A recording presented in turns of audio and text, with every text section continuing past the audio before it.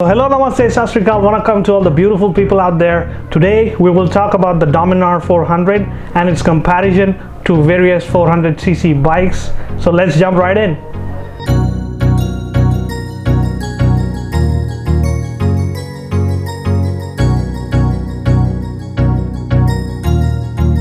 As you all know that the Dominar is based off of the 373cc liquid-cooled single-cylinder DOHC KTM based engine, but I must say that Bajaj has done a pretty amazing job in tuning the engine according to the Indian markets and to the Indian roads, and it is a beast of a performer on the highways. Now I own the 2017 version of Dominar, which makes it roughly 3 years old. The bike was launched on December 2016 and I bought the bike in Feb of 2017, so you can say that I own the bike from the second lot of the Dominar lineup. There are various differences between the 2017 and the 2020 version of Dominar. However, I must say that the 2020 version is much more refined and much better when you compare it to the 2017 version of Dominar. There are minor tweaks and changes that Bajaj has made to the 2020 version of Dominar, which makes it superior in every way when you compare it to the 2017 version. There were a few major issues that I faced with Dominar. The first major issue was the vibration issue. There was a lot of vibration that I felt from the tank, on the foot pegs and from the body of Dominar 2017. However, those issues were fixed by Bajaj when they introduced the anti-vibration kit, which I got installed on my Dominar, and that reduced the vibrations to say 90% of what I was feeling previously. So kudos to the Bajaj team for that. Now another issue that my pillion rider was facing vibrations at the foot pegs. So a little tweak that I did was I replaced the foot pegs of Dominar 400 with KTM's foot pegs, which are rubberized, so that the pillion does not feel those vibrations that coming off of the bike from the foot pegs. In terms of power delivery, the bike is awesome. I mean, I have not seen any other 400cc bike in this segment which can perform with such class and such panache. The power delivery of the bike is one of the smoothest in the category. We will also discuss as to what are or which are the competitors for Dominar in the 400cc segment. There are basically 5 competitors for Dominar in the 400cc segment. We will look into that as we go further in the video. Let me talk about the rideability or comfort of the bike. This is a huge bike. Dominar 400 is a huge bike, which means it is also heavy, 185 kilos to be precise, which is almost as heavy as the Bullet.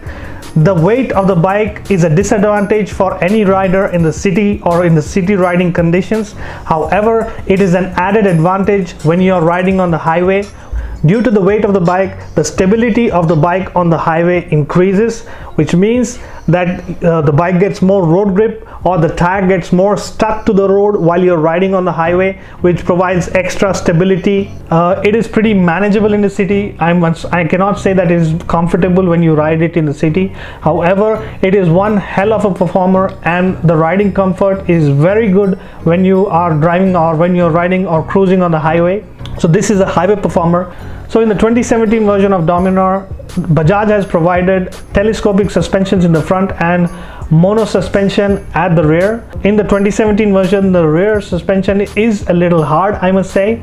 However, with the introduction of the inverted telescopic suspensions for the front in the 2020 version and a much softer rear suspension or rear monoshock in the back, the riding comfort has increased, or I must say it will give you a lot more comfort when you ride the 2020 version of Dominar than the 2017 version. That is one of the major changes that Bajaj had done.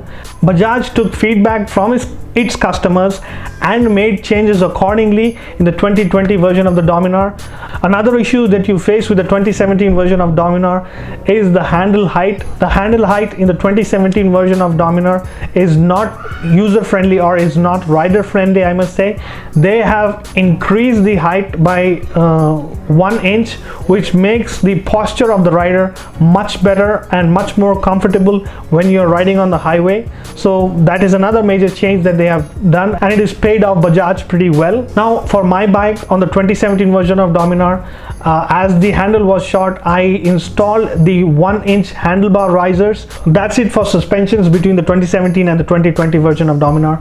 Brakes on the 2017 version of Dominar were not that great, I must say. However, in the 2020 version, they have improved the braking, and I am pretty impressed when you compare it to the 2017 version.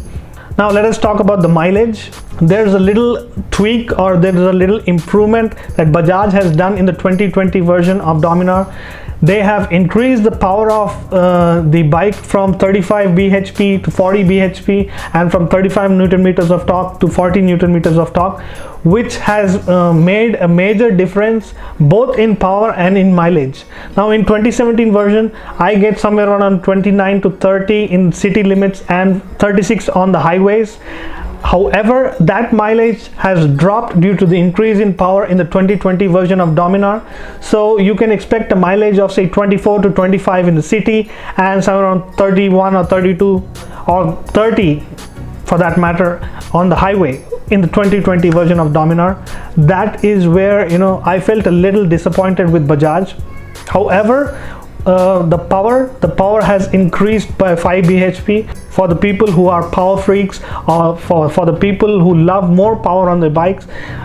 That is an added advantage. But for me, I look at fuel efficiency more than power. When you compare 2017 and 2020 version, I would any day pick 2017 version just because of the mileage or just because of the fuel efficiency. There are changes that you can make yourself so that the bike performs much better. One of the minor changes that I made to the bike was I installed the iridium spark plugs for the Dominar 400, which has increased the performance drastically.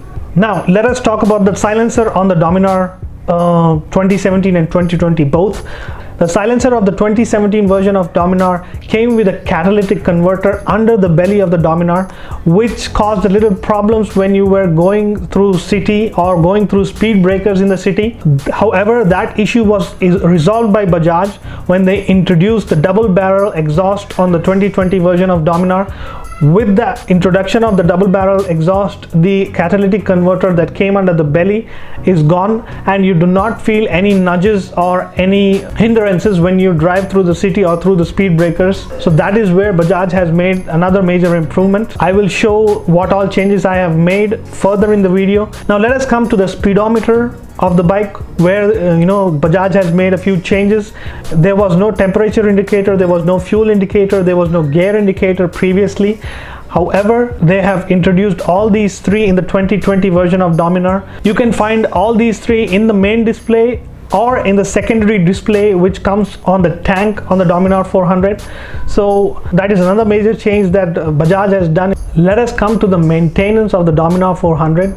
I can say that the bike goes easy on your pocket. I mean, the parts of Dominar 400 are not as expensive as the other brand bikes. The first thing that wears out on any bike is the tires. Now, Dominar comes with the stock MRF tires. I mean, they are good, but they are not that great. I replaced the MRF stock tires with the Apollo Alpha H1, which is the only steel radial in this segment, and it has increased the performance of the bike drastically. In handling the bike in any type of riding conditions, be it wet, be it dry, be it the highway, or be it muddy roads, the performance has increased with the installation of Apollo Alpha H1. Now the other things that come into maintenance are the engine and the chain sprocket. It wore out at 27 to 28,000 kilometers for me. With the chain sprocket, I also had to change the clutch plates on the bike. So you can expect an expense of somewhere around 20,000 when you reach 25,000 kilometers on the bike roughly. My bike's tires wore out at 26,000 kilometers, and the clutch plates and the chain sprocket wore out at 28,000 kilometers. All in all, the cost for me was somewhere around 20,000 to get all of these things changed on the bike. The other thing that I can talk about is chain cleaning and chain lubing, which extend the life of your chain and chain sprocket on your bike. So if you are a biker, I would request you rather to clean your chain properly and lube it regularly. I do it every 400 to 500 kilometers on my bike, and I will show you, I'll make a detailed video as to how you can clean and lube your chain so that you get maximum out of your chain and chain sprocket. Now let us talk about the engine. To increase the longevity of your engine on your bike, you have to change the engine oil of your bike regularly. Bajaj says that you can change your engine oil with top-ups at 10,000 kilometer drain interval. However, as per the mechanics, and I would not recommend 10,000 kilometers, I would request, or I would recommend drain interval of 5,000. So every 5,000 kilometers you have to change your engine oil if you want to maintain your engine, or if you want to increase the life of your engine. There are various brands that provide the 10W50 fully synthetic oil standard that Bajaj has recommended for Dominar 400. For example, there is Motul, there is Putolin, there is Adenoil, and there is also Liquimoly. I personally have used 3 of these brands, and I find Motul 300V to be the best. I will explain as to why I say that. Now the Bajaj engine oil, that the stock engine oil that comes with it, I do not find it to be that amusing or that pleasing, so I went ahead with other brands. I went with Motul 7100. I did not find any changes. It was a little smoother than the Bajaj engine oil. However, I did not feel any major changes in the performance.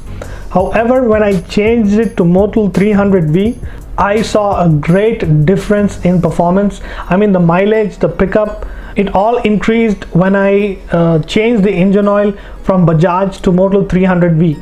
I also tried the Liquimoly, say roughly around 25,000 kilometers. However, it did not serve me well, probably because I had to change my clutch plates. If your clutch plates are wearing out, so will the engine oil with it. So because of that, I was not able to judge as to how good Liquimoly 10W50 really is.